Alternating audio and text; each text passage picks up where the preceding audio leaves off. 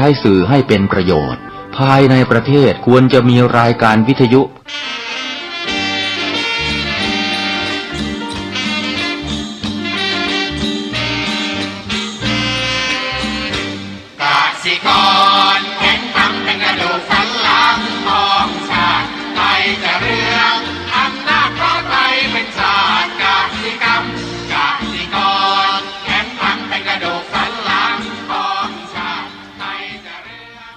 รายการต่อจากนี้ไป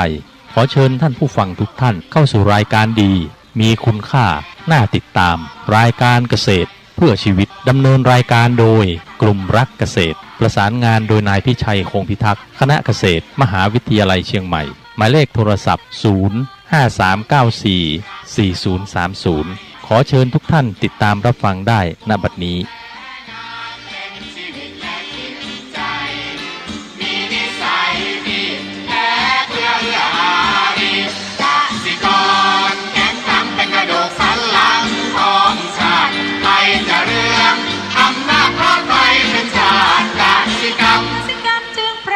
เป็นหลักมัน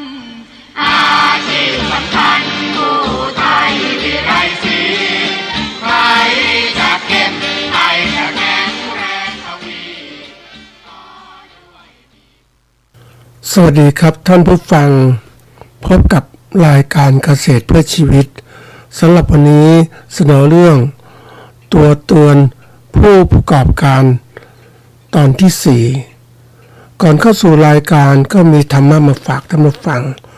หัวข้อจากหนังสือพจนานุกรมพุทธศาสตร์ฉบับประมวลศัพท์เรียบเรียงโดยเทพเวทีประยุทธ์โตมหาจุฬาลงกรณ์พิมพ์มหาจุฬาลงกรณ์พิมพ์เผยแพร่ปี2533หัวข้อธรรมะวันนี้คือนิสิตคำว่านิสิตคือศิษย์ผู้เล่าเรียนอยู่ในสำนักหรือแปลว่าผู้อาศัยหรือผู้ถือนิสัย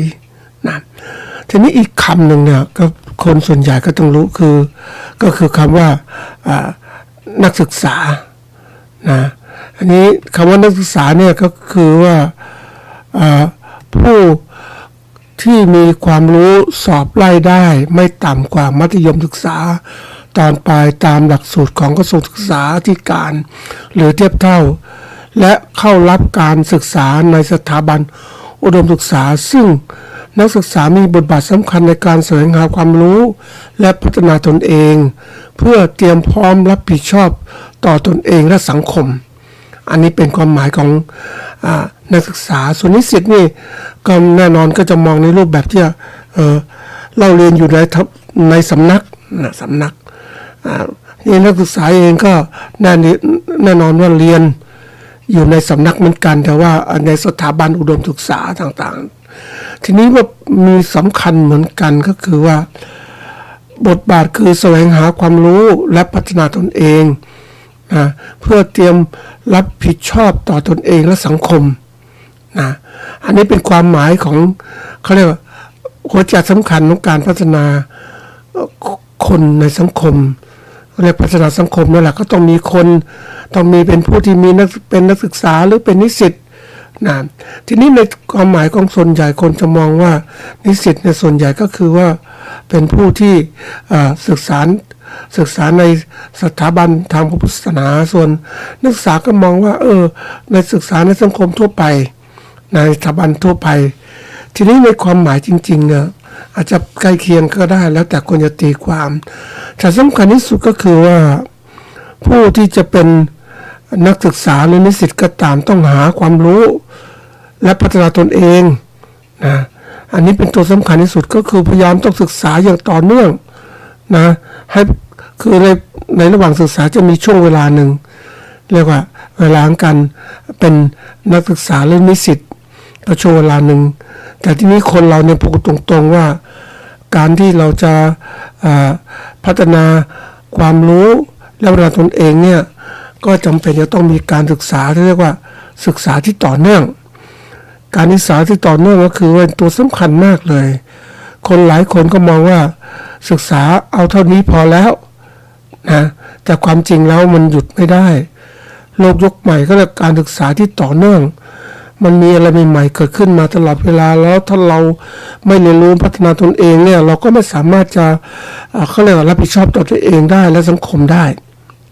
เพราะนั้นวันนี้ที่ยกเรื่องนี้ขึ้นมาเนี่ยมันเรื่องสำคัญหนึ่งก็คือว่าทุกคนนั้นน่ะเขาเนี่ยต้องเป็นนิสิตหรือนักศึกษาที่จะต้องมีการพัฒนาหาความรู้ที่ต่อเนื่องนะเพื่อจะปรับตัวกับสังคมไม่ได้ถ้าเราไม่ทำอย่างนี้เนี่ยเราไม่ทันสังคมเราอยู่ไม่ได้ในโลกเชื่อโลกแห่ง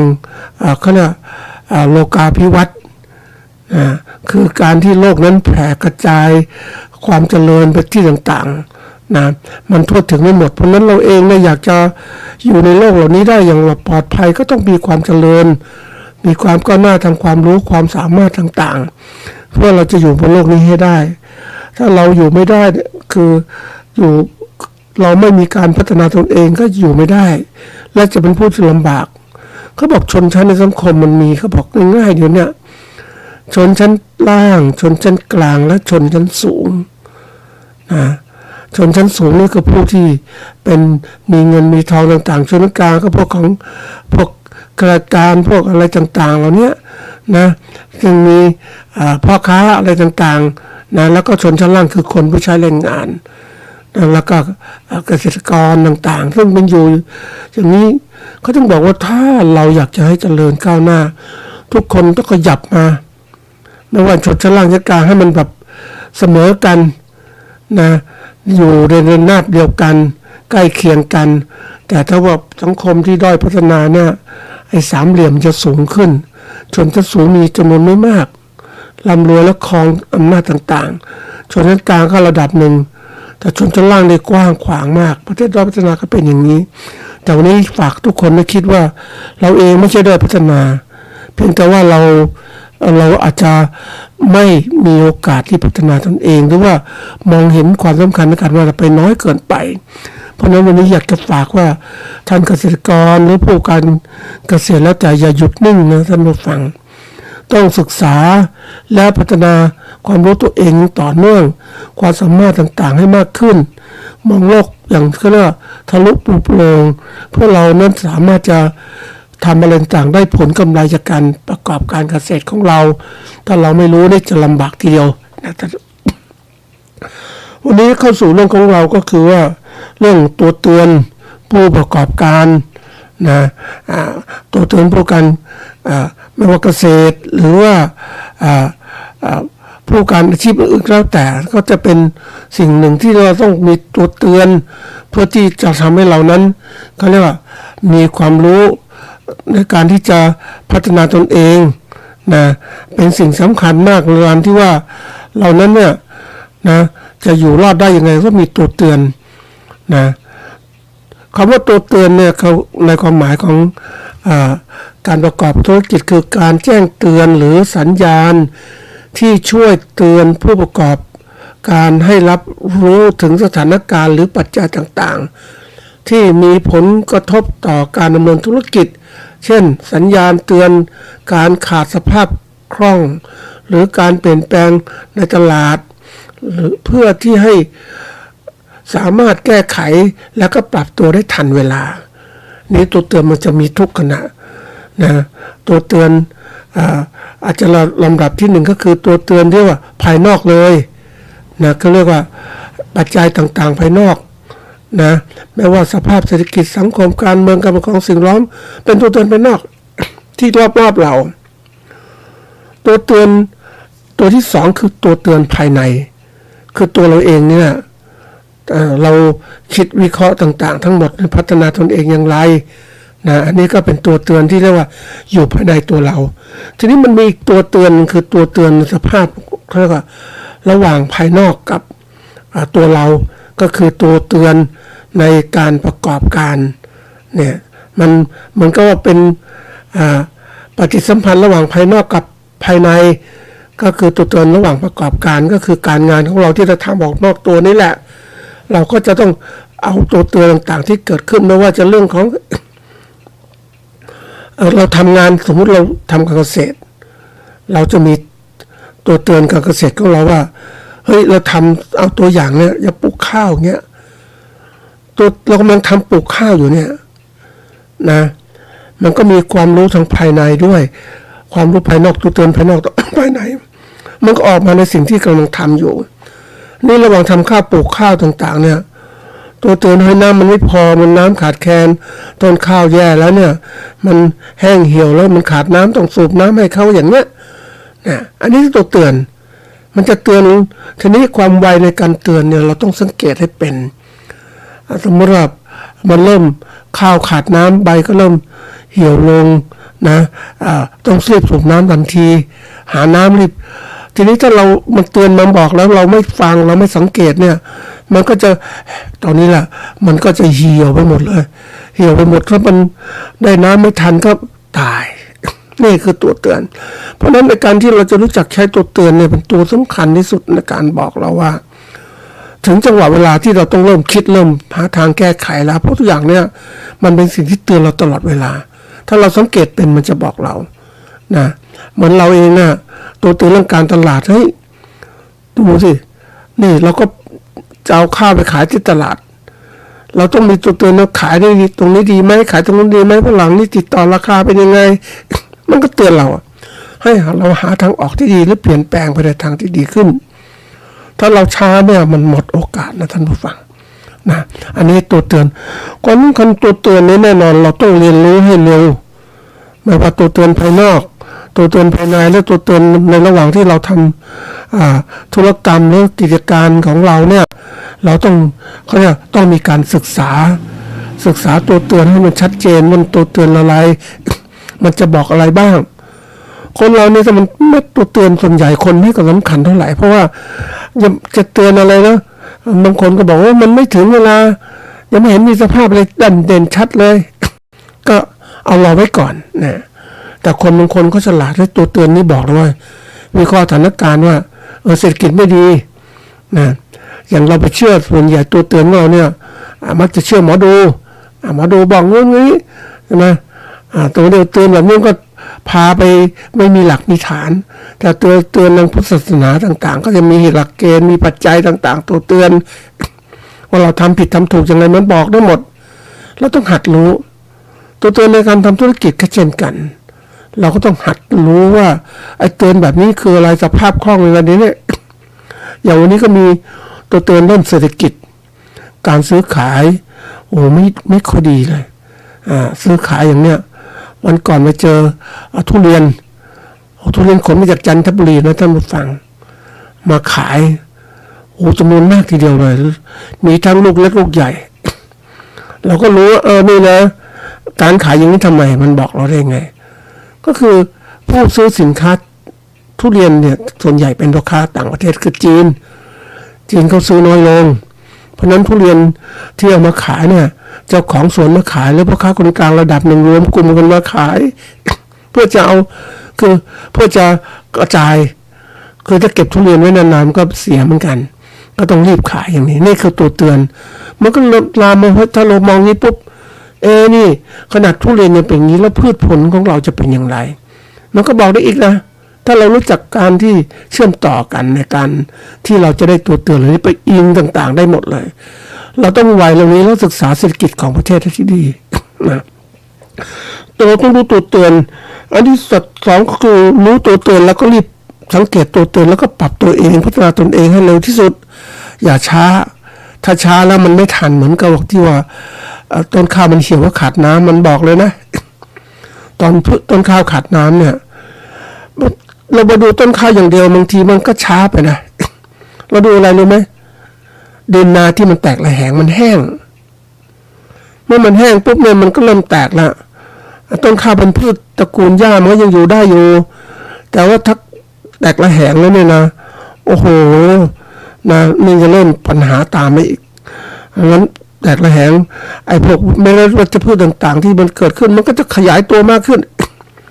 เพราะฉะนั้นทำไมต้องให้น้ำชุ่มน้ำเพราะว่าพวกวัชพืชต่างๆจะได้ไม่ขึ้นไม่แย่งอาหารข้าวอย่างเนี้ยเพราะฉะนั้นความไวในการมองเห็นดินก็สามารถรู้ได้นะตัวเตือนมองเห็นฟ้าอากาศฤดูกาลต่างๆก็บอกได้อีกแม้ฝนที่ไม่ตกก็รู้ถ้าเราเก่งมากขึ้นเนี่ยหาข้อมูลในอุตุนิยมวิทยาก็สามารถจะบอกได้ นี่คือเพื่อการเรียนรู้ตัวเตือนแล้วปรับตัวเองพัฒนาตนเอง และที่สุดถ้าเราปรับตัวได้เนี่ยความสำคัญก็คือว่าเราสามารถจะทำธุรกิจของเราได้จากที่อยู่รอดอยู่ดีมั่นคงและยั่งยืนก็เป็นไปได้จริงๆเนี่ยเราต้องรู้จักมองอย่างนี้เพราะว่าโลกนี้ไม่มีใครมาบอกเราท่านผู้ฟัง เราต้องหัดเรียนรู้ได้มากขึ้นทีนี้มาพูดถึงตัวเตือนตัวสุดท้ายของเราคือตัวเตือนเขาเรียกตัวเตือนภายในนี่แหละนะตัวเรานี่แหละตัวเรานี่สำคัญนะท่านผู้ฟังเราเองถ้าเราไม่รู้จักตัวเตือนเนี่ยเราก็จะลำบากปกติเขาบอกว่าในคนส่วนใหญ่เนี่ยเขามักจะพูดถึงตัวเตือนประเภทที่ตัวเตือนจากภายนอกเพราะว่าคนส่วนใหญ่ชอบมองภายนอกเห็นนู่นเห็นนี่ก็จะเอามาพิจารณานู่นนี่แต่ว่าไม่มีใครมองในตัวเองเท่าไหร่เพราะว่ามันธรรมชาติของคนเนี่ยนะมันเหมือนกับว่าเราเองคือตาส่วนใหญ่มักจะมองไปข้างนอกไม่ได้มองตัวเราเองนะว่าเราเป็นยังไงมันมองเห็นข้างนอกแล้วกลับมาสอนตัวเองอันนี้มันช้าไปนะถ้าเราเรียนรู้ตัวเราเองว่าเราบกพร่องอะไรเรามานั่งตัวเตือนเราเพราะนั้นคำเตือนเขาบอกว่าจงเตือนตนด้วยตนเองอันนี้สำคัญมากเลยเตือนขนาดทุกขนาดจิตของเราว่าเราเนี่ยเราเว้นกรรมชั่วได้ยังทำดีได้ยังทำจิตใจให้ผ่องใสยังเตือนยังไงอย่างเงี้ยทุกอย่างในที่เราทำเนี่ยลงมือทำเขาต้องบอกว่าอย่างภาษาบาลีว่าอัตนาโจตยะตานังจงเตือนตนด้วยตนเองนะเขาบอกว่าจงเตือนตนของตนให้พ้นผิดตนเตือนจิตตนได้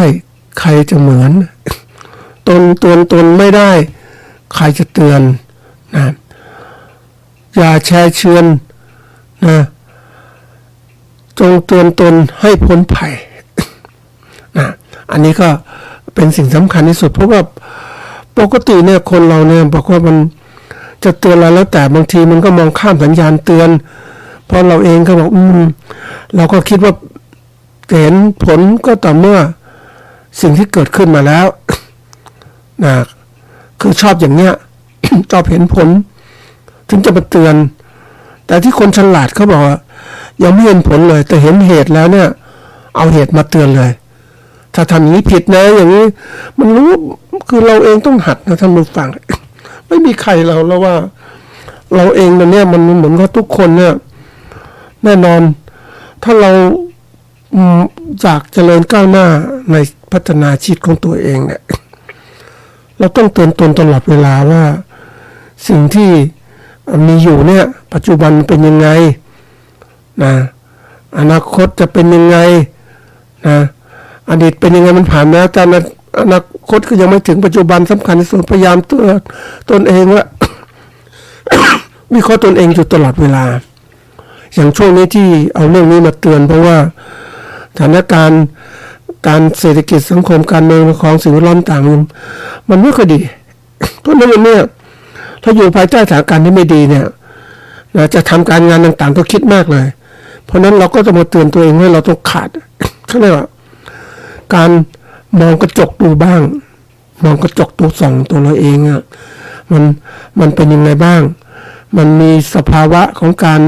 เป็นผู้ประกอบการเกษตรที่ดีหรือยัง หรือเป็นผู้เป็นเกษตรกรที่ดีหรือยังมันขาดเงินขาดปัจจัยขาดที่ดินขาดนู่นขาดนี่ขาดความรู้อีกแล้วขาดการบริหารอีกบริหารก็ไม่เก่งอย่างเงี้ย จะไปไหวไหมเนี่ยบางคนบอกว่าพูดไปเนี่ยพูดได้แต่ตัวเองทำหรือยังนะอันนี้ต้องพูดก็บอกว่าก็เราทำมาหมดแล้วไงเป็นเกษตรกรทำนุสมีมาหมดแล้วเรารู้วงการเกษตรเป็นอย่างไร เนี่ยแล้วนี้เราก็มาเก็บข้อมูลว่ามันเป็นอะไรทำไมเป็นอย่างนั้นเพราะ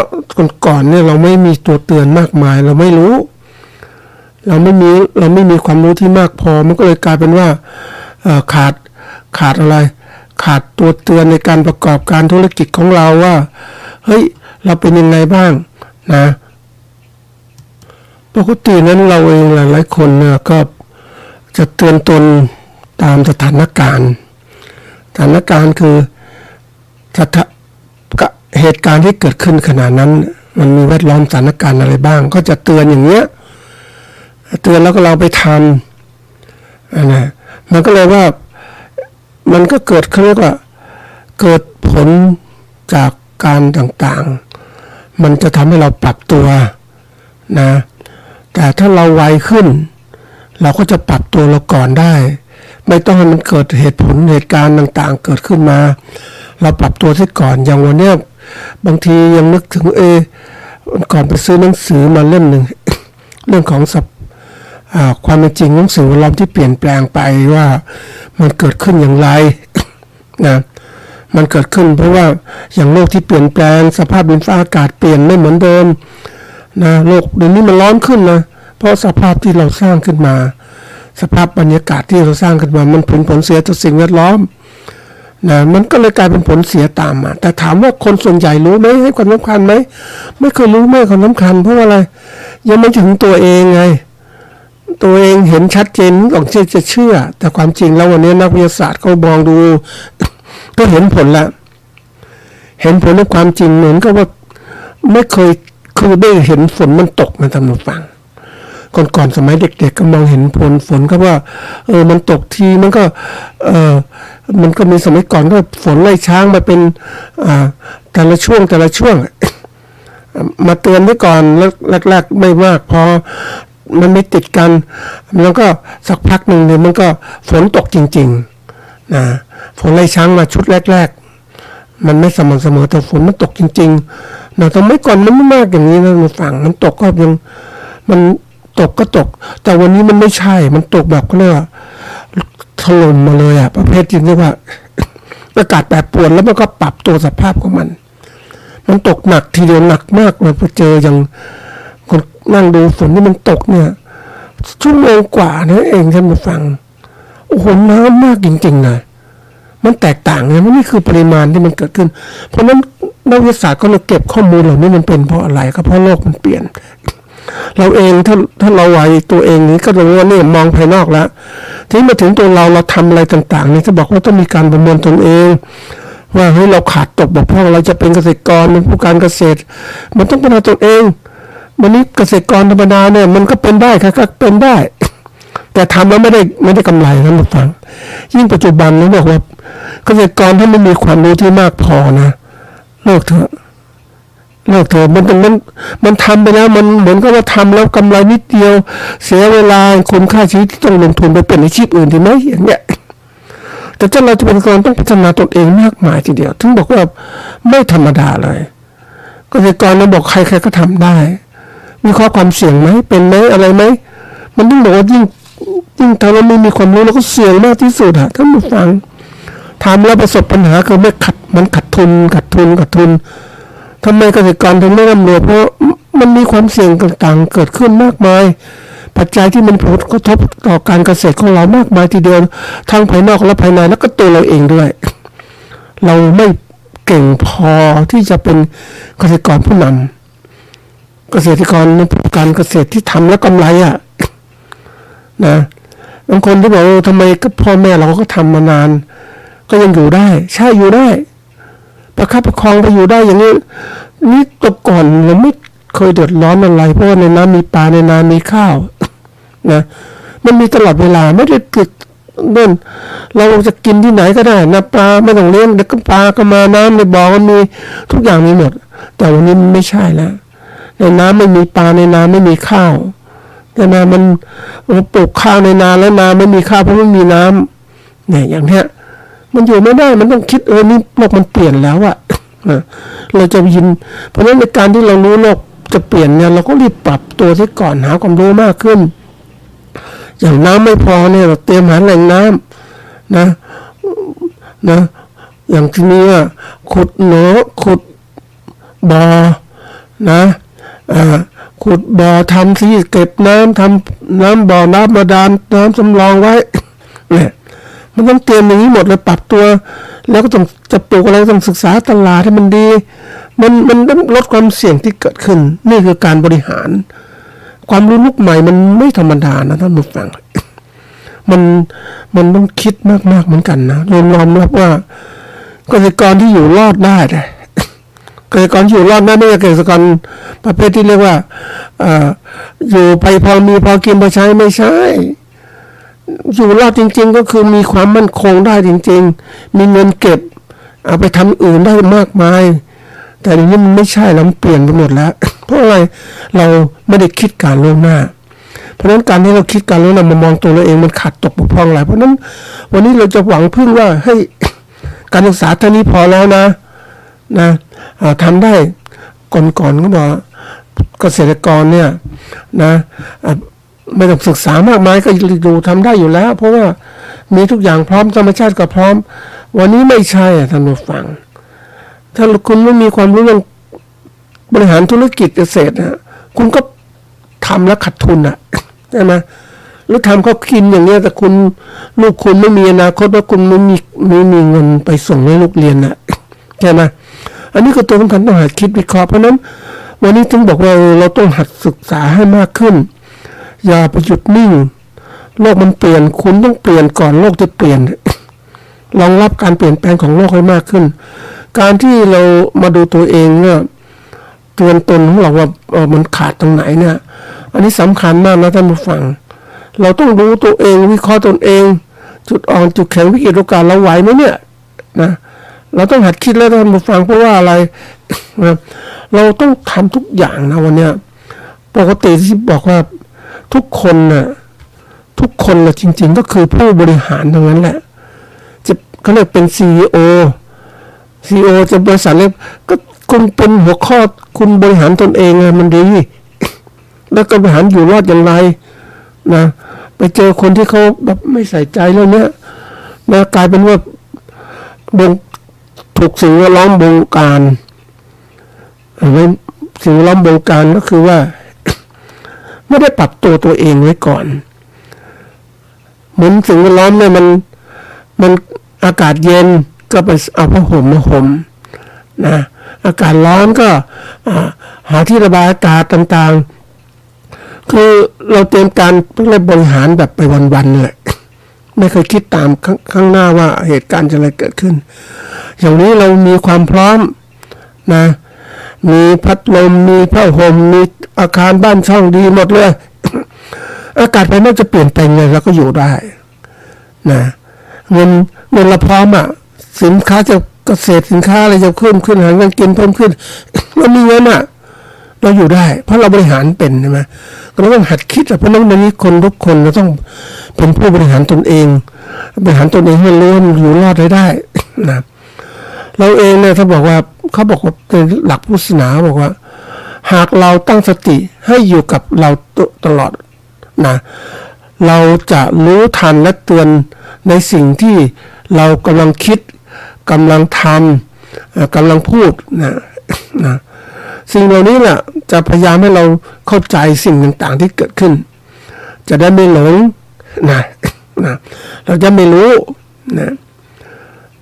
เขาบอกจงอย่าทำอะไรอย่าทำอะไรไปเพียงเพราะรู้สึกจากอารมณ์และความรู้สึกมาจากอารมณ์และความรู้สึกเนี่ยอันนี้มันไม่ได้แล้วมันต้องเดี๋ยวนี้มันมีเหตุมีผลเราต้องทำก่อนเลยว่าเตรียมการว่ามีเหตุมีผลอย่างนี้อากาศร้อนไม่หาพัดลมมาเป่าอย่างเนี้ยนี่มันอารมณ์มันเกิดขึ้นอารมณ์คือสภาพจิตใจที่เปลี่ยนแปลงไปตามสิ่งเราแต่เราเตรียมการไว้ก่อนว่าทำไมปกติเนี่ยอากาศมันเริ่มร้อนเรารู้เนี่ยวันนี้ยังไม่ร้อนแต่เราก็ซื้อพัดลมมาเรียบร้อยแล้วเตรียมพร้อมทุกอย่างเนี่ยคือตัวอย่างการจะเตรียมการเลยมันตัวเตือนมาก่อนเพราะเราต้องไวเขาบอกว่าบางทีเราช้าเกินไปเนี่ยมันหมดโอกาสนะท่านผู้ฟังเขาบอกว่าบัณฑิตพึงทำตนให้ผ่องแผ้วจากเครื่องเศร้าหมองของจิตจงเตือนตนด้วยตนเองนะอันนี้สำคัญมากนะเพราะฉะนั้นถ้าเราเตือนตนด้วยเองได้ก็เตรียมการต่างๆได้เขาบอกจงเตือนตนด้วยตนเองหมายถึงการใช้สติและปัญญาสำหรับการทบทวนแล้วก็สำรวจตัวเองอย่างสม่ำเสมอเพื่อปรับปรุงความคิดนะ การกระทำพฤติกรรมโดยไม่ต้องรอการเตือนจากผู้อื่น เป็นคำสอนที่เน้นความรับผิดชอบต่อตนเองและก็การพึ่งพาตัวเองในการพัฒนาคุณธรรมและปกป้องการกระทำที่ผิดพลาดในชีวิตเนี่ยอันนี้คือความหมายของจงเตือนตนด้วยตนเองเพราะว่าปกติเนี่ยคนเราเนี่ยเราพลาดเรื่องนี้ไปหลายมากพลาดมาจริงๆเพราะเรามักจะบอกว่าทุกคนต้องเตือนคนอื่นเรารับคนเตือนคนอื่นแต่ว่าเราไม่ยอมเตือนตนอ่ะเราก็ประมาทเลินเล่อท่านผู้ฟังความประมาทเลินเล่อของชีวิตเหมือนกับว่า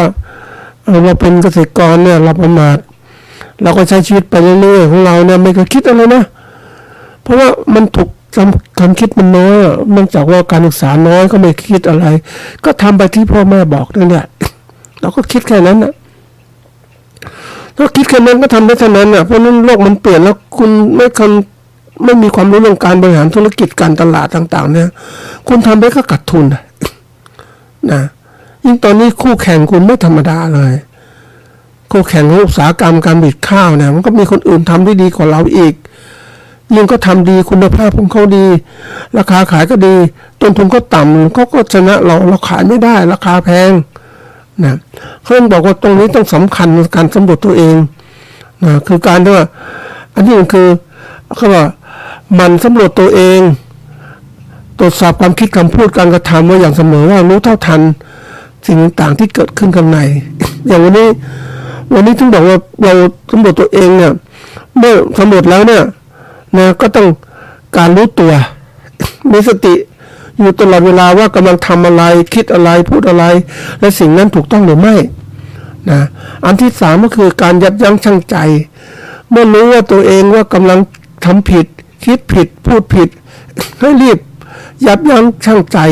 แล้วก็แก้ไขปรับปรุงตัวเอง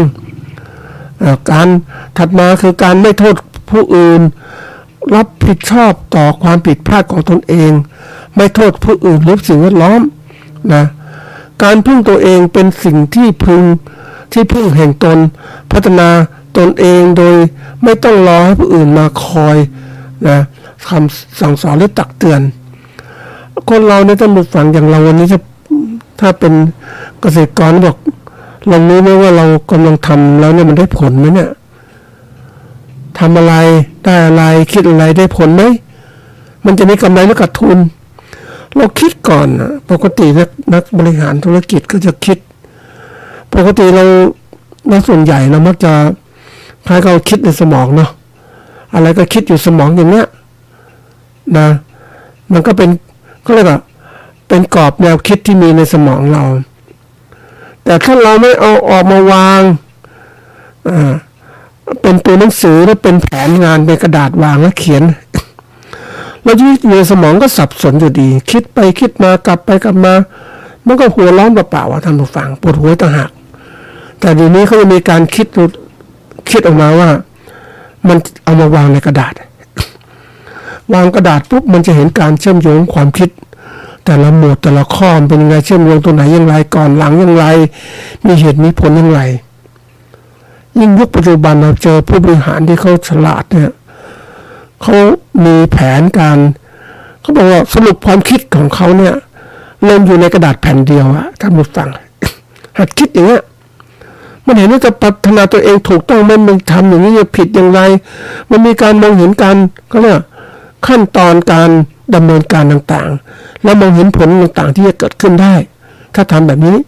นี่คือตัวสำคัญเพราะนั้นคนต้องรู้จักมองตรงนี้เขาบอกว่าการที่เรานั้นทำอย่างนี้ขึ้นมามันจะเห็นเขาเรียกขั้นตอนการพัฒนาต่างๆแล้วก็มองเห็นต่างๆได้อย่างถูกต้องมากขึ้นนะมันเป็นสิ่งสำคัญมากเลยท่านผู้ฟังอย่างวันนี้ที่บอกว่าเราสิ่งที่น่ากลัวที่สุดก็คือความไม่รู้นะความไม่รู้เป็นตัวสำคัญที่สุดของการที่ทำให้เราทำอะไรที่ผิดพลาดเราไม่รู้ไม่ต้องตัวเราเองไม่รู้สิ่งแวดล้อมที่จะเปลี่ยนแปลงไม่รู้การงานของเรามันเกี่ยวข้องอย่างไรเราไม่รู้แต่เราก็ทำเพราะอะไรก็เราคิดว่าเรารู้แต่ความจริงเราไม่รู้ถูกต้องเรารู้จริงๆรู้ทีนี้ความไม่รู้เนี่ยมันรู้อย่างไรล่ะรู้ผิดรู้ถูกรู้ไม่ถูกเลยมันต้องหัดคิดนะ คนส่วนใหญ่มันมักจะคิดไม่ออกเพราะไม่มีเกณฑ์พื้นฐานของความคิดที่ถูกต้องเรามักจะปล่อยตัวปล่อยใจปล่อยไปอะไรไปเรื่อยคือบางคนก็ไม่คิดนะท่านผู้ฟังแต่คิดก็ต่อเมื่อผลมันเกิดขึ้นแล้วอะดีหรือไม่ดีก็เกิดขึ้นมาแล้วเพราะตอนนั้นก็คิดแค่นี้แต่ว่าเมื่อการกระทำที่เกิดขึ้นมันผลทุนเสียก็ทำให้เราต้องคิดย้อนกลับมาคิดว่าเฮ้ยนี่มัน เป็นเพราะอย่างนี้แต่มันก็ช้าไปเพราะอะไรมันความการกระทำมันเกิดขึ้นมาแล้วดีไม่ดีก็คือแต่เราต้องรู้จักคิดทีนี้ตัวรู้จักคิดได้มันมาจากไหนรู้ไหมท่านผู้ฟังไอ้คิดจะเป็นตัวเขาเรียกสมองสั่งการแต่ตัวจิตเนี่ยจิตคือผู้คิดผู้นึกมันก็สั่งสมมาคิดนึกอย่างไรนี่คิดนึกเนี่ยมันต้องมีตัวกำกับอีกตัวหนึ่งมีสติและปัญญาในการคิดนึกอะไรต่างๆมีสติกรองเหมือนเรามีอารมณ์ท่านผู้ฟังวันนี้ยิ่งมีคนปลุกอารมณ์ของเราว่า สถานการณ์เศรษฐกิจไม่ดีนะตอนนี้นะมันจะอะไรเศรษฐกิจตกต่ำบางที่เนี่ยโอ้โหเดี๋ยวนี้เขาก็เตรียมเงินเตรียมทองเตรียมที่ต่างๆไว้ บางคนก็จะเกิดสงครามเกิดมีทุกอย่างหมดเลยทีนี้เราคิดเราขาดสติอ่ะเราไม่มีสติความนึกได้ไม่มีปัญญาความรับรู้เรื่องราวต่างๆทางอารมณ์ต่างๆที่เกิดมันก็ทำเรา หลงไปเลยโหตื่นตัวตื่นตระหนกตกใจแล้วเราก็ไม่มีการคิดการงานต่างๆไม่มีความสงบในความคิดต่างๆมันก็เลยกลายว่าไม่คิดสับสนคิดไม่ถูกต้องมันก็การกระทำที่ไม่ถูกต้องก็จะตามมาวันนี้ต้องหัดหยุดคิดเขาบอกหยุดคิดตัวไปทำความสงบเสียบ้างนะพุทธศาสนาท่านสอนถึงการที่เรานั้นจำเป็นอย่างยิ่งที่ต้องฝึกสมาธิให้มีความสงบหยุดบ้างเพราะปกติคนเราเนี่ยมันชอบจิตมันชอบคิดชอบนึกไปตามอารมณ์ต่างๆมากมายรับรู้เหตุการณ์บ้านเมืองต่างๆมันสับสนวุ่นวายหมดเลยแล้วก็ทุกข์ใจในช่วงเวลาหนึ่งของท่านผู้ฟังในสมัยก่อนเนี่ยเรียกว่ายุคหนึ่งเขาเรียกว่ายุคโดมิโนนะโดมิโนเราก็กลัวคอมมิวนิสต์กันมากมายพ่อแม่ก็กลัวคอมมิวนิสต์เพราะว่ามันเวียดนามเหนือยึดเวียดนามใต้แล้วก็มายึดกันลาวกัมพูชาต่างๆแล้วก็กะว่าจะทำให้มันโลกจะอยู่ได้ดีก็ต้องมีระบบเดียวกันเหมือนกันเพราะนั้นการจะทำโลกคิดเหมือนกันอะไรเหมือนกันมันทำดีจริงๆนะท่านผู้ฟังคนเราได้บอกว่าถ้าคนคิดเหมือนกันเลยทำอะไรเหมือนกันมันก็ทำเหมือนกันก็เลยว่ามีความสุขเหมือนกันแต่ไม่จำคือถ้าเราปล่อยคนอื่นคิดต่างกับเราเนี่ยมันเป็นเรื่องทำปัญหาเกิดขึ้นเพราะนั้นทำยังไงคนคิดเหมือนกันการที่คนคิดเหมือนกันก็ว่าคอมมิวนิสต์ดีที่สุดแล้วเนี่ยไอ้ตัวนี้คนไทยก็บางคนก็จะกลัวโอ้วิตกกังวลสงครามจะใกล้เข้ามาแล้วนะสถานีกระจายเสียงก็พวกมันปลุกระดมคนมันเหมือนกับวิ่งกลัวใหญ่ต่างๆเนี่ยนี่คือตัวสำคัญเพราะนั้นคนเรามันตื่นน่ะมันตื่นจากความไม่มันเหมือนกับว่ามันไม่รู้จะไปยังไงอ่ะการระดมความคิดของคนมันเป็นตัวนั้นคนเราเนี่ยถูกบ่อนทำลายทางอารมณ์ที่มากมายทีเดียวในปัจจุบันแล้วเราก็เลยกลายเป็นคนที่คิดมากเพราะฉะนั้นการคิดมากต่างๆมันคิดมากมันคิดนู่นคิดนี่ไปเนี่ยมันไม่ถูกต้องมันก็ทำให้เราเสียเวลาเปล่าและการกระทำเราก็ไม่ได้ต้องหัดคิดเพราะฉะนั้นหัดคิดก็คือต้องทำสงบซะก่อนจิตใจทั้งหมดนั้นสงบมีอารมณ์เดียวพิจารณามันจะมีสติปัญญาเกิดขึ้นมาในการคุมอารมณ์ต่างๆที่มากมายทีเดียวให้มันหยุดเนี่ยก็เลยทำจิตให้เป็นกลางทำอารมณ์เป็นกลางจิตที่มันสวยมันต่างหยุดได้อันนี้มันสำคัญนะท่านผู้ฟังคนเราเนี่ยมันพุทธศาสนาท่านสอนอยู่แล้วแต่ทำไมเราไม่เราตรงนี้เพราะว่าเราห่างจากพุทธศาสนาเราห่างจากการปฏิบัติเพราะฉะนั้นคนห่างจากการปฏิบัติก็ไม่มีเกาะคุ้มกันจิตของตัวเองก็ถูกคนอื่นตัวเดินไม่ง่ายหลงไม่ง่ายบางทีเรามีสติปัญญาเนี่ยเราจะรู้ว่าเป็นยังไงเนี่ยมันต้องหัดคิดอย่างนี้แต่ทำไมคนเป็นอย่างนี้เพราะคนไปตามกระแสของเขาเรียกกระแสของสิ่งแวดล้อมที่มันกระทบกระเทือนมันหลายทางกอดอารมณ์เกิดขึ้นมากมาย ตาหูจมูกลิ้นกายใจของเรารับเราลมต่างๆมากมายเราไม่หยุดคิดมันเลยปล่อยให้มันตะล่อมจิตของเราไปเรื่อยแล้วเราก็จะลำบากตะล่อมจิตของเราไปตามอารมณ์ต่างๆเนี่ยลำบากมากเพราะฉะนั้นบางทีต้องหยุดคิดอ่ะเนี่ยหยุดคิดก็ทำให้เกิดสติปัญญาแล้วก็รู้อะไรควรจะคิดอะไรควรจะพิจารณาอะไรควรจะแก้ไขเขาบอกว่าวิธีการเตือนตนสามารถทำได้โดยวิธีอย่างนี้คือฝึกสติสังเกตและรู้ทันความคิดความรู้สึกการกระทำตนเองเสมอตักเตือนตนเองเมื่อพบความผิดพลาดและความบกพร่องโดยไม่ต้องรอผู้อื่นมากล่าวตั้งใจทำตั้งใจไม่ทำพฤติกรรมที่และสิ่งไม่ดีซ้ำรู้ว่าผลเสียและไม่อยากจะเจ็บปวดก็ต้องหยุดถัดมาใช้การทบทวนจิตใจอยู่สม่ำเสมอเพื่อการพัฒนาตนเองให้ดีขึ้นมองเห็นตัวเองอย่างเป็นกลางไม่หลงไปตัวตนหรือยึดอารมณ์ภายนอกที่เกิดขึ้นคนเรามันชอบยึดท่านผู้ฟังธรรมชาติของจิตมันก็หาที่ก่อยึดนี่ก่อยึดในสิ่งไม่ดีก่อยึดอารมณ์ต่างๆที่มันมามากแล้วอารมณ์มันก็เขาเรียกอารมณ์สับสายอารมณ์ที่เพื่อแล้วหาความนิ่งไม่ได้เพราะฉะนั้นถ้าเรายึดอารมณ์ที่เป็นหนึ่งซะก่อนนะเป็นรหัสคิดอันดีทบทวนได้จะมีสติปัญญาแล้วก็กับพฤติกรรมต่างๆตามมาในทางที่ถูกต้องมากขึ้นเพราะเราแต่ตนตัวเองแล้วนะคนเราเนี่ยก็บอกว่าถ้าเรารู้จักเตือนตนของเราเนี่ยมันพบผิดพลาดต่างๆก็เตือนเพราะนั้นที่บอกจะเตือนฝึกตัวเองเนี่ยมันต้องมองท่านผู้ฟังพวกนี้มันสอนไม่ยากเหมือนกันนะอย่างเราอย่างเกษตรกรที่เคยเล่าให้ท่านผู้ฟังนะคือไม่อยากคิดอยากจะทำเลียนแบบคนอื่นเพราะว่าเห็นก็ทำรวยเราก็อยากรวยอย่างเขาอะนะมันก็พากันเสียหายสิอย่างที่บอกว่า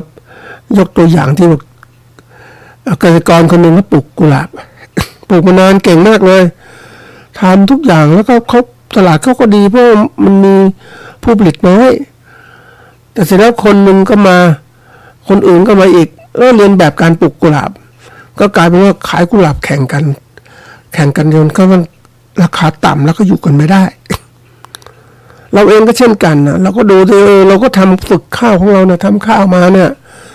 ทำมาเราผลิตข้าวมาตลอดเวลาทำไมแล้วคนอื่นก็ข้าวกับราคานี้แล้วก็ทำราคานี้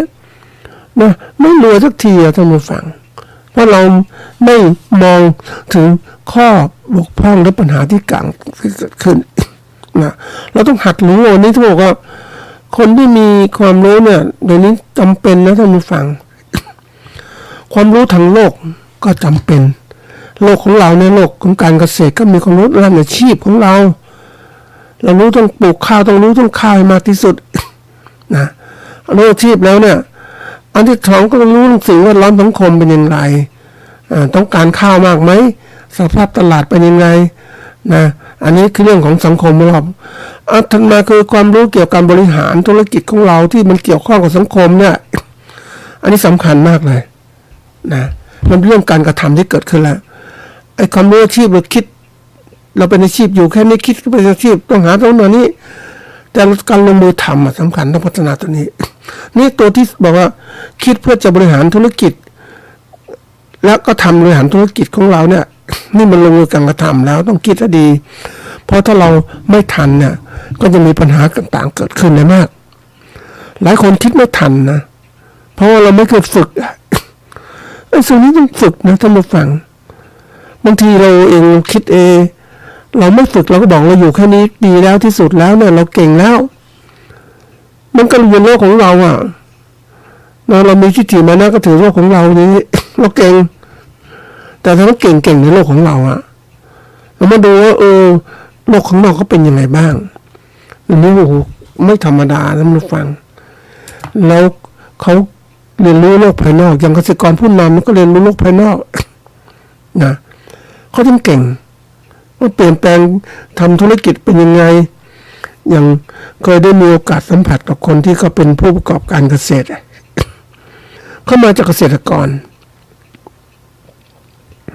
มาเกษตรกรปุ๊บความรู้สึกของเขาเนี่ยถ้าเขาเป็นเกษตรกรแบบเนี้ยเขาก็ได้เท่านี้แต่เขาอยากรวยเขาอยากมีความมั่นคงเขาก็เริ่มทำดีขึ้นวิเคราะห์ต่างๆพัฒนาวิชาการพัฒนาความรู้เขามากขึ้น ความรู้วิชาชีพเขาก็มีความรู้เรื่องของการทำธุรกิจก็เริ่มมีมากขึ้นบริหารธุรกิจยังไงเป็นมากขึ้นเขาต้องทำทุกอย่างที่สุดเขาขยับมาเป็นผู้ประกอบการการเกษตรเป็นบริษัท เขาสามารถจะได้ OTOP SME ต่างๆทั้งหมดได้แต่เขาทำธุรกิจนี้เขาเริ่มมั่นคงมากขึ้นเพราะว่าเขามองเห็นถึงความเป็นไปว่าถ้าเราอยู่แบบเดิมเราก็ได้แบบเดิม เขาจะต้องเปลี่ยนแปลงเขาเปลี่ยนแปลงจริงๆนะเขาตอนแรกๆเขาไม่มีความรู้มากมายแต่เขาฉลาด เขาเปลี่ยนแปลงตัวเองก่อนว่าเขาไม่รู้เขาอยากจะรู้อยากรู้ทำอะไรให้มันดีขึ้นมีโอกาสได้ไปมีส่วนในการพัฒนาเขาเนี่ยคนแต่ละคนนะท่านผู้ฟังมีความเชื่อความคิดของตัวเองว่าฉันทำถูกต้องฉันทำได้อย่างนี้แต่เมื่อมีคนอื่นมาว่าปุ๊บไม่ถูกต้องปุ๊บโกรธว่ามันยังไงทำไมคุณเก่งกว่าฉันเลยนะทีนี้ความที่ว่าเมื่อเราแนะนำแล้วก็ทำแบบนี้เขามีความเชื่อแบบเดิมอีกแต่แนะนำไปให้เขาบอกทำแบบนี้เขาก็จะลองทำด้วยความที่โกรธคืออยากจะรู้มันจริงไหมถ้าทำตามที่แนะนำไปเนี่ยนะมันจริงไหมเขาก็ทำทำที่สุดเขาได้ท่านผู้ฟังเขาต้องยอมรับว่านี่นะมีส่วนในการพัฒนาธุรกิจของเขาเพราะเขาเนี่ยได้รับความรู้จากเราไปให้เขาไปทำและความรู้สึกที่ไม่เชื่อแต่ตอนหลังๆเขาเชื่อหมดเลยเพราะว่าเขามองเห็นผลประโยชน์ที่เกิดขึ้นจากการที่เขาทำมาแล้ววันนี้เขาจึงเป็นผู้ประกอบการที่ใหญ่โตร่ำรวยเพราะว่าเขาเห็นผลที่เกิดขึ้นการพัฒนาความรู้นี่สำคัญมากเลยท่านผู้ฟังอย่าไปติดความรู้เดิมนะความรู้เดิมมันไม่ความรู้เนี่ยมันเป็นความรู้ทางโลกมันเปลี่ยนแปลงตลอดเวลาแต่ความรู้ทางธรรมมันสัจธรรมมันไม่เปลี่ยนละมันถึงแก่นแท้ของมันความรู้โลกมันเปลี่ยนโลกเราไม่เคยเห็นเหมือนกันนะท่านผู้ฟังว่า โลกมันจะเปลี่ยนแปลงถึงขนาดนี้ก่อนก็เห็นว่าทำนาใช้วัวใช้ควายเดี๋ยวนี้แท็กเตอร์หมดระบบเกษตรสมัยใหม่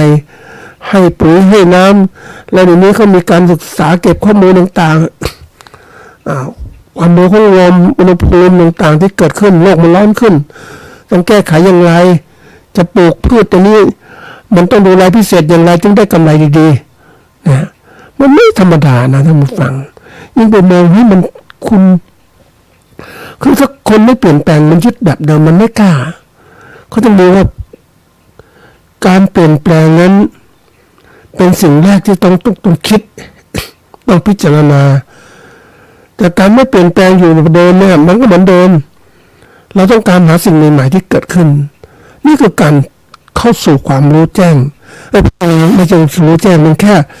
ขั้นตอนการเรียนรู้เพื่อเราจะก้าวสู่ต่อไปแต่ถ้าเราไม่ทำเลยเราอยู่อย่างเนี้ยนะแล้วสิ่งแวดล้อมมันเหมือนกับว่าจริงๆคนวัยนะคนที่ไวต่อการเปลี่ยนแปลงก็จะบอกว่าเขาดูข้างนอกก่อนดูรอบๆตัวเขาเป็นอย่างไรนะคนแบบนี้นะอันดับต้นๆแต่ถัดมาคือเขาดูห่างไปอีกดูไกลไปอีกจังหวัดหนึ่งอำเภออื่นเป็นยังไงคนอื่นเป็นยังไงประเทศอื่นเป็นยังไงนะอันนี้ดูไปแล้ว การเปลี่ยนแปลงที่จะเกิดขึ้นแล้วดูต่อไปว่าเรามีคนที่มีความรู้ไปในศาสตร์ศึกษาต่างๆที่เกิดขึ้นเขาศึกษาวิจัยเป็นไงบ้างเขาต้องมีความคิดต่างๆเป็นไงเขามันเหมือนกับว่าเขามองเห็นที่สิ่งที่เขาทำแบบนี้แบบเดิมๆมันได้แบบเดิมเขาก็คิดแบบใหม่วิจัยแบบใหม่ เขาจึงได้แบบใหม่คือโลกมันเปลี่ยนแปลงอย่างนี้ท่านผู้ฟัง เพราะฉะนั้นเกษตรกรจำเป็นต้องเปลี่ยนแปลงมากคือหาความรู้ที่ถูกต้องปรากฏว่าปัจจุบันนะไอ้บริษัทใหญ่ๆเป็นผู้การเกษตรขนาดใหญ่นะที่เขาทำเรื่องอาหารต่างๆนะอาหารไม่ได้สำคัญในการเราทำอาหารเนี่ยเกษตรกรผู้การเกษตรเนี่ยก็ทำอาหารการกินแต่ก็ทำอาหารการกินแบบว่ามีองค์ประกอบมีสร้างความมั่นคงในธุรกิจของเขามากมายเขามีความรู้เรื่องการแปรรูปมีความรู้เรื่องการตลาดมีเจ้ากลุ่มของเขามีความรู้เรื่องการค้าการขายสร้างสินค้าของเขาการขายมีทุกอย่างหมดเลยแล้วเขาก็สามารถกำหนดราคาขายได้กำหนดราคาต่างๆหมดได้ด้วยตัวเขาเองก็ผูกขาดได้ใช่ไหมจะว่าเขาผูกขาดเขาเอาเปรียบมันไม่ได้แล้วเพราะเราเองมีช่องทางแต่เราไม่ทำอ่ะแต่เขาสร้างช่องทางเขาก็เอาเปรียบได้ที่ธรรมดานี่คือสิ่งที่เกิดขึ้นเพราะนั้นการที่เราต้องพัฒนาตนเองนี่สำคัญมากตัวเหล่านี้ที่บอกว่าวันนี้สถานการณ์ของผู้การเกษตรจะต้องพัฒนาตนเองให้มากขึ้นทุกด้านความรู้ทัศนคติความสามารถการมีวิสัยทัศน์ของโลกกว้างขวางขึ้นแล้วก็มีภารกิจที่ต้องทำพัฒนาตนเองให้ได้ดีก่อนตัวต้องยกตัวมากที่สุดคือยกตัวเองให้เป็นผู้รู้มีวิชาอาจจะแบบเดิมๆแบบนี้คือมันไปไม่ได้แล้วอย่างนี้มันเป็นก็เรียกว่าโลกมันเปลี่ยนแล้วเราจะอยู่แบบเดิมไม่ได้แล้วหนักใจเหมือนกันนะท่านผู้ฟังว่าโลกมันเปลี่ยนเราอยู่แบบเดิมเนี่ยมันก็กลายเป็นคนที่ตกยุคตกยุคตกสมัยที่สุดก็ถูกขัดทิ้งนั่นเองนะ